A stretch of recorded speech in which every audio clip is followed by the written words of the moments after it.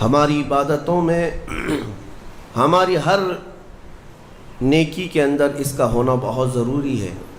وَمَا أُمِرُوا إِلَّا لِيَعْبُدُوا اللَّهَ مُخْلِصِينَ لَهُ الدِّينَ۔ اللہ فرماتا ہے لوگوں کو حکم نہیں دیا گیا مگر یہ کہ وہ اللہ کی عبادت کریں تو خالص اسی کے لیے، خالص اس کے لیے کہ کسی اور کو شریک نہ کریں۔ حتیٰ کہ اگر آپ نماز پڑھ رہے ہیں اور آپ کو دل میں یہ احساس ہونے لگے کہ اتنے لوگ مجھے دیکھ رہے ہیں تو میں سیدھا ہو جاؤں نماز پڑھنے کے لیے، تو اگر لوگوں کے دکھاوے یا ریاکاری کی نیت آئی تو اس کو شرک خفی کہا گیا ہے۔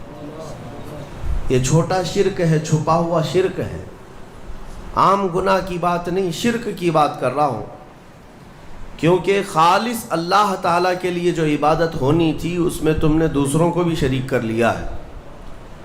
دوسروں کی رضا، دوسروں کے خیال، دوسروں کی مرضی، یہ ایک ایسا مرض ہے جس نے ہمیں پکڑ رکھا ہے آج۔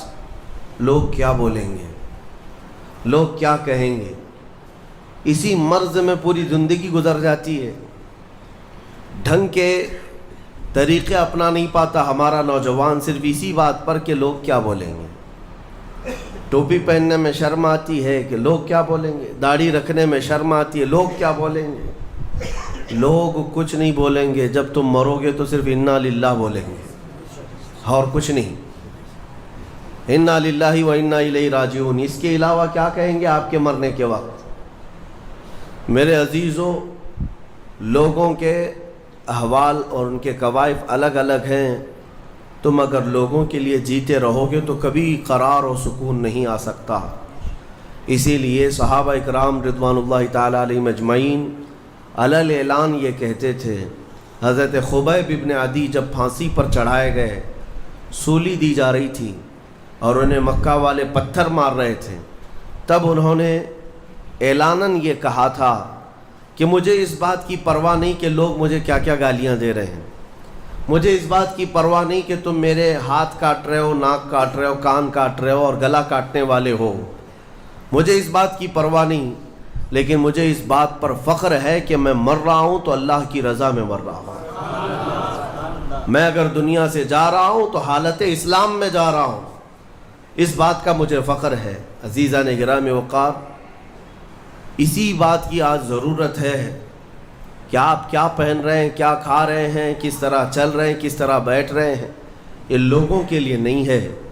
ہماری زندگی کے طور طریقے جو کچھ بھی ہونے چاہیے وہ اللہ اور اس کے رسول کے لیے۔ ایک حدیث میں آپ کو بتاتا ہوں جس کا آخری والا حصہ گفتگو کا اصل مقصد ہے۔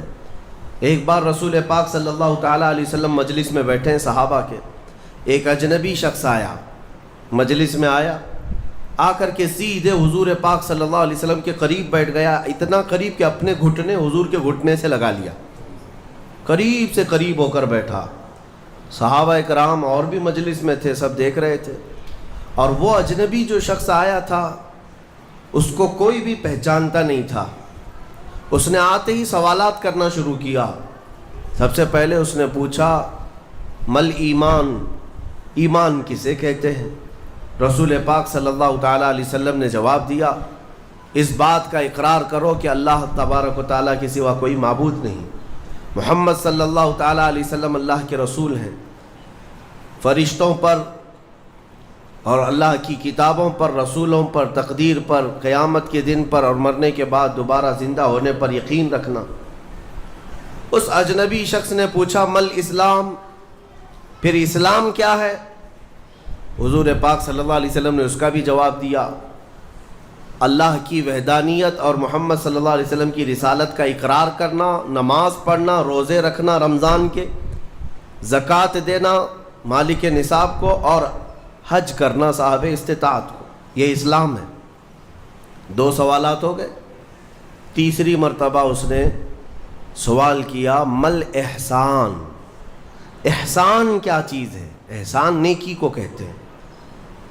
احسان یہی پورا تصوف ہے جس کو لے کر آج صوفیہ اکرام چلتے ہیں۔ اس نے پوچھا احسان کسے کہتے ہیں؟ اب جواب میں میرے آقا صلی اللہ علیہ وسلم نے 2 جملے ارشاد فرمائے، وہ ہماری پوری زندگی کو گھیرے ہوئے ہیں۔ کیا فرماتے ہیں؟ ان تعبد اللہ کأنک تراہ وإن لم تکن تراہ فإنہ یراک۔ رسول پاک صلی اللہ علیہ وسلم فرماتے ہیں احسان کا مطلب یہ ہے کہ تم اللہ کی عبادت ایسے کرو جیسے تم اسے دیکھ رہے ہو۔ عبادت، نماز کی بات نہیں، عبادت میں سب چیزیں آ جاتی ہیں۔ روزہ بھی عبادت ہے، زکوٰۃ بھی عبادت ہے، حج بھی عبادت ہے، خیرات بھی عبادت ہے، نماز بھی اس کا ایک حصہ ہے۔ اور رسول پاک نے فرمایا ساری عبادت ایسے کرو جیسے تم اللہ کو دیکھ رہے ہو، اور اگر تمہاری یہ کیفیت نہیں آ پاتی تو ایسی عبادت کرو کہ اللہ تمہیں دیکھ رہا، یہ خیال تو آ جائے کہ اللہ تمہیں دیکھ رہا ہے۔ اب وہ شخص جو سوالات کر رہا تھا اس نے ساری چیزوں کو کہا صدقت، ہاں آپ بالکل سچ کہہ رہے ہیں، سچ کہہ رہے ہیں۔ حضرت عمر فاروق فرماتے ہیں یہ کون اجنبی ہے، خود سوال بھی کرتا ہے اور خود تصدیق بھی کرتا ہے۔ جواب ملنے کے بعد کہتا ہاں بالکل آپ نے صحیح کہا۔ اخیر میں اس نے کہا متی الساعۃ یا رسول اللہ صلی اللہ علیہ وسلم، قیامت کب آئے گی؟ اس کے جواب میں رسول کریم صلی اللہ تعالیٰ علیہ وسلم نے مخفی انداز میں ارشاد فرمایا جتنا پوچھنے والے کو معلوم ہے اتنا ہی پوچھے جانے والے کو بھی۔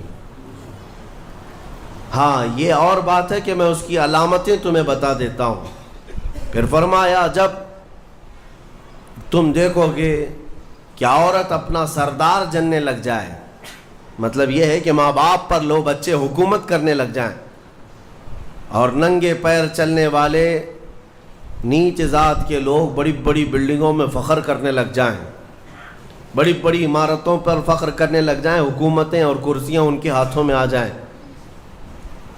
اور پھر جب تم دیکھو کہ گانے باجے کی کثرت ہو جائے، یہ دوسری احادیث کا مفہوم بھی اس میں میں آپ کے ساتھ رکھ رہا ہوں، زنا عام ہو جائے، تب تم انتظار کرو کہ قیامت بہت قریب آ چکی۔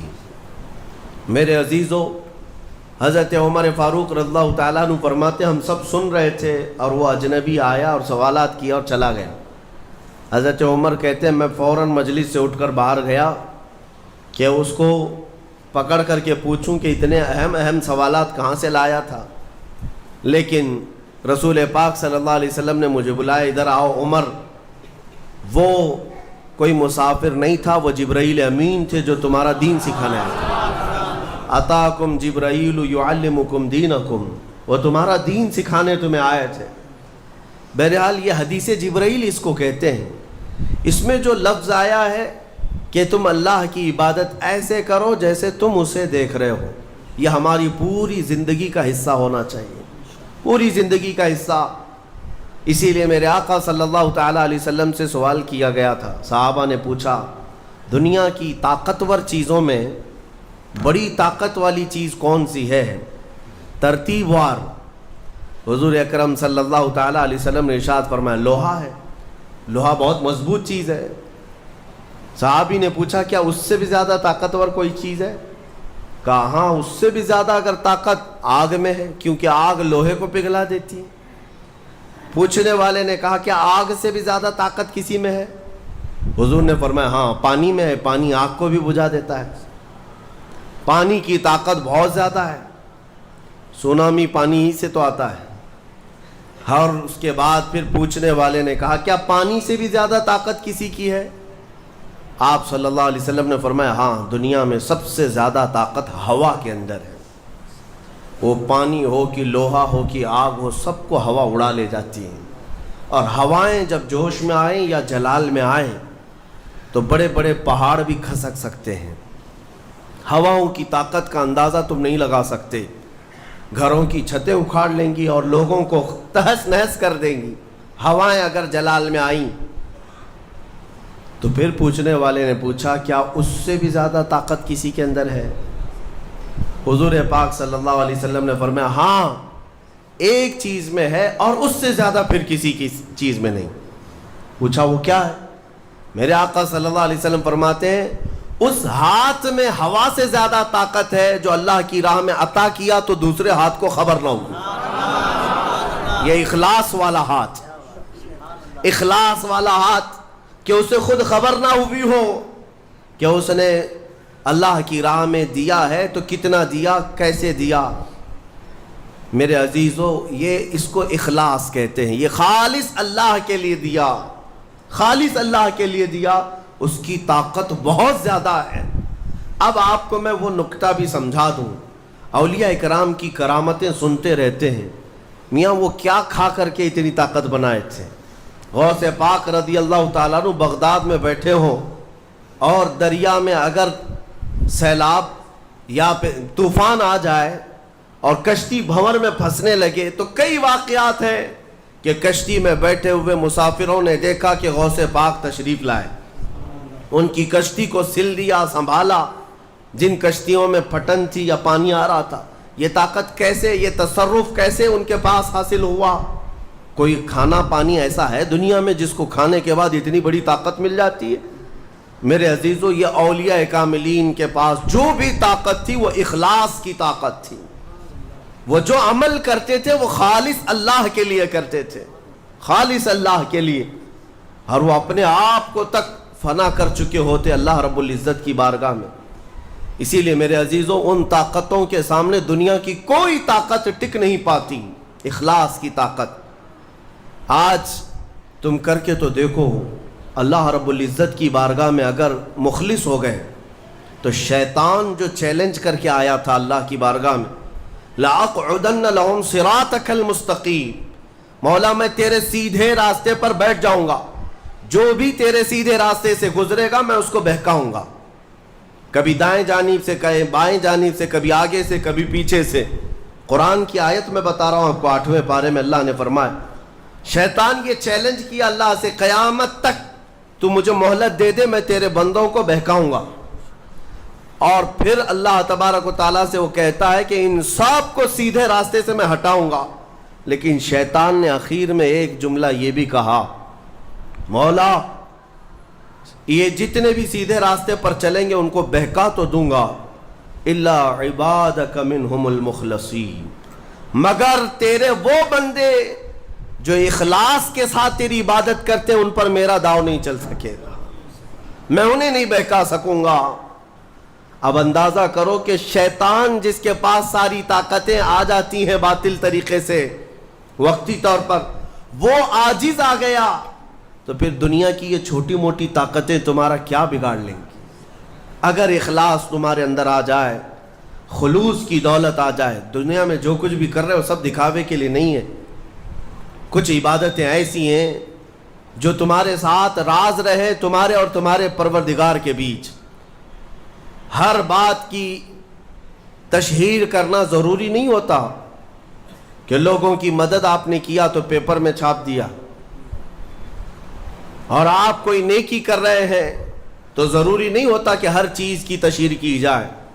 ہاں کچھ چیزوں میں حکمت اور مصلحت ہو سکتی ہے کہ لوگوں کو نیکی کی طرف بلانے کے لیے اعلان کیا گیا ہو, لیکن ہر چیز میں نہیں. عزیزان گرامی وقار, اخلاص جب کسی کے پاس ہو تو ایک اور حدیث میں آپ کو بتا دوں, بندے جو عبادت کرتے ہیں نا یہاں پر دنیا میں بھی, سب کا کچھ نہ کچھ ایک غرض ہے, کچھ نہ کچھ ایک مقصد ہے. آپ نماز کے لیے آئے ہیں یا نیکیاں کر رہے ہیں یا گناہوں سے بچ رہے ہیں تو کوئی تو غرض ہوگی. حدوں میں سے ایک چیز ہوگی, جہنم کا خوف ہوگا, اللہ کے عذابات سے ڈر لگتا ہوگا, اس لیے نماز پڑھ لیتے ہیں, پوری اپنی صحیح کر لیتے ہیں. یا تو پھر جنت کی نعمتوں کا شوق ہوگا کہ جنت میں جانا ہے, صحابہ تابعین اولیاء کاملین کے پڑوس میں رہنا ہے. یا تو شوق ہے یا تو ڈر ہے, اور یہ دونوں چیزیں بندے کو عبادت کرواتی ہیں. قیامت کے دن کے متعلق حدیث میں ملتا ہے, جب بخشے گئے ہوئے لوگ جن کو جنت بھیجا جا رہا ہے, جنتیوں کی بات کر رہا ہوں عام کی نہیں, تو اس میں 3 کیٹیگری ہوں گی. ایک جماعت ہوگی جن سے اللہ تعالیٰ فرمائے گا کہ اے بندو تمہارے اوپر آج جنت کھول دی گئی, تم بخش دیے گئے ہو, تم عبادت کرتے تھے دنیا میں, بتاؤ کیوں کرتے تھے؟ وہ بندے کہیں گے کہ مولا تیری جہنم سے بڑا ڈر لگتا تھا, اس کے عذابات کا خوف تھا, اس لیے ہم عبادت کرتے تھے. رب تعالیٰ فرماتا ہے کہ جس چیز سے تم ڈرتے تھے میں نے آج بچا لیا, جاؤ میری جنت میں. ان کو جنت بھیج دیا جائے گا. دوسری ایک جماعت, ان سے رب تبارک و تعالیٰ پوچھے گا تم کیوں عبادت کرتے تھے؟ تم بھی جنت کے مستحق ہو گئے ہو، آج بخشے گئے ہو۔ وہ لوگ کہیں گے کہ مولا ہمیں تیری جنت کی نعمتیں سننے کے بعد اس قدر شوق تھا کہ ہم وہ نعمتیں حاصل کرنے کے لیے دن رات عبادت کیے، ذکر کیے، تسبیح پڑھے، اور آج کامیاب ہوئے۔ رب تعالیٰ فرماتا ہے میری جنت کی خواہش کرنا بھی نیکی ہے، جاؤ میں تمہیں جنت دیتا ہوں۔ وہ بھی جنت میں چلے گئے۔ تیسری جماعت تھی، ان سے پوچھا جائے گا تم کیوں عبادت کرتے تھے، تم بھی آج جنت کے مستحق ہو گئے۔ وہ کہیں گے کہ مولا ہمیں تیرے جہنم کے عذابات کی بھی پرواہ نہیں، اور نہ ہی تیری جنت کی نعمتوں کی خواہش، بلکہ ہم تو صرف اور صرف تیری رضا کے لیے کرتے تھے، تو راضی ہو جا، ہم جنت اور دوزخ کے لیے نہیں۔ تو رب تبارک و تعالیٰ فرماتا ہے کہ یہ میرے مخلص بندے ہیں، خالص پیور اللہ کے لیے کرتے تھے۔ رب تعالیٰ فرماتا ہے جاؤ میں تم سے راضی ہو گیا، تم بھی جنت میں۔ جنت میں جانے کا حکم دے دیا جائے، لیکن فرمایا گیا وہ جماعت رک جائے گی، وہ کہیں گے نہیں ہم جنت میں نہیں جائیں گے۔ ایسا بھی کوئی ہے؟ وہ کہیں گے کہ مولا اگر ہم جنت میں جائیں گے تو اندر جو جنتی ہیں وہ ہمیں تانا ماریں گے، تم بھی جنت کے لیے کرتے تھے اور بولے کچھ اور ہو، بدلہ تو تم نے بھی لے لیا عبادتوں کا، ہمیں اپنی عبادتوں کا بدلہ نہیں چاہیے۔ رب تبارک و تعالیٰ فرماتا ہے میری رضا یہی ہے کہ تم جنت میں چلے جاؤ، میں تم سے راضی ہو گیا۔ وہ پھر رکے رہیں گے کہ مولا ہم نے جنت کے لیے نہیں تیری رضا کے لیے کیا ہے۔ پھر حکم ہوگا فرشتوں کو کہ ان کے ہاتھوں اور پیروں میں بیڑیاں باندھو اور کھینچ کے جنت میں لے جاؤ۔ وہ ایک جماعت ایسی ہے۔ یہ کون لوگ ہیں جو مخلصین ہیں، خالصتاً اللہ کے لیے عبادت کرتے تھے۔ عزیزان گرامی وقار، جو اللہ رب العزت کے لیے کرنے والے لوگ ہیں، اللہ تعالیٰ ان کو ہمیشہ ذلت اور رسوائی سے محفوظ رکھتا ہے۔ اخلاص۔ بنی اسرائیل میں ایک خاتون تھی اور اس کا بڑا گھرانہ تھا۔ اس کا باپ جو تھا وہ بڑا کنجوس اور بخیل آدمی، بڑے پیسے والا۔ ایک دن ایسا ہوا کہ یہ جو لڑکی تھی، جوان لڑکی، اس نے باہر ایک فقیر کو دیکھا جو بڑا مجبور تھا، ضرورت مند تھا، اس کو اٹھا کر کے اچھی خاصی دولت اپنے باپ کی دے دی۔ اور باپ کو پتہ چلا تو اتنا غصے میں آیا کہ میں ایک پھوٹی کوڑی نہیں دیتا اور تو اتنی بڑی دولت اٹھا کر دے دی، اور غصے میں اپنی بیٹی کا ہاتھ کاٹ دیا۔ اس کا ہاتھ کٹ گیا، غصے میں تھا باپ، بخیل تھا، ہاتھ کاٹ دیا۔